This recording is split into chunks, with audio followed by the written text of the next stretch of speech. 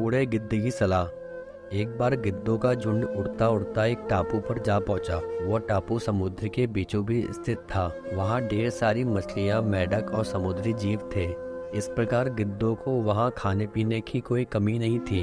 सबसे अच्छी बात यह थी कि वहां गिद्धों का शिकार करने वाला कोई जंगली जानवर नहीं था। गिद्ध वहां बहुत खुश थे। इतना आराम का जीवन उन्होंने पहले देखा नहीं था। उन झुंड में अधिकांश गिद्ध युवा थे। वे सोचने लगे कि अब जीवन भर इसी टापू पर रहना है, यहाँ से कहीं नहीं जाना, क्योंकि इतना आरामदायक जीवन कहीं नहीं मिलेगा। लेकिन उन सबके बीच एक बूढ़ा गिद्ध भी था। वह जब युवा गिद्धों को देखता तो चिंता में पड़ जाता। वो सोचता कि यहाँ के आरामदायक जीवन का इन युवा गिद्धों पर क्या असर पड़ेगा। क्या ये वास्तविक जीवन का अर्थ समझ पाएंगे? यहाँ इनके सामने किसी प्रकार की चुनौती नहीं है। ऐसे में जब कभी मुसीबत इनके सामने आई तो ये कैसे उसका मुकाबला करेंगे? बहुत सोचने के बाद एक दिन बूढ़े गिद्ध ने सभी गिद्धों की सभा बुलाई। अपनी चिंता जताते हुए वो सबसे बोला, इस टापू में रहते हुए हमें बहुत दिन हो गए।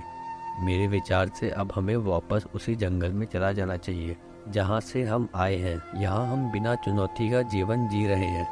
ऐसे में हम कभी भी मुसीबत के लिए तैयार नहीं हो पाएंगे। युवा गिद्धों ने उसकी बात सुनकर भी अनसुनी कर दी।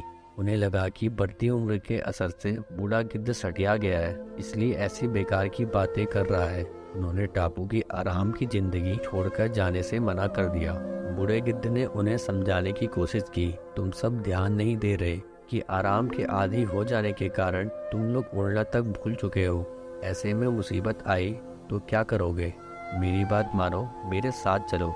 लेकिन किसी ने बूढ़े गिद्ध की बात नहीं मानी। बूढ़ा गिद्ध अकेला ही वहां से चला गया। कुछ महीने बीते। एक दिन बूढ़े गिद्ध ने टापू पर गए गिद्धों की खोज खबर लेने की सोची और उड़ता उड़ता उस टापू पर पहुंचा। टापू पर जाकर उसने देखा कि वहां का नज़ारा बदला हुआ था। जहां देखो वहां गिद्धों की लाशें पड़ी थी। कई गिद्ध लहूलुहान और घायल पड़े हुए थे। हैरान बूढ़े गिद्ध ने एक घायल गिद्ध से पूछा, ये क्या हो गया? तुम लोगों की ये हालत कैसे हुई? घायल गिद्ध ने बताया, आपके जाने के बाद हम इस टापू में बड़े मजे की जिंदगी जी रहे थे, लेकिन एक दिन एक जहाज यहाँ आया। उस जहाज से यहाँ चीते छोड़ दिए गए।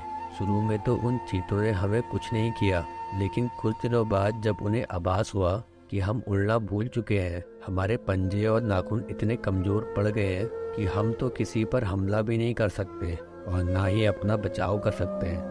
तो उन्होंने हमें एक एक कर मारकर खाना शुरू कर दिया। उनके ही कारण हमारा ये हाल है।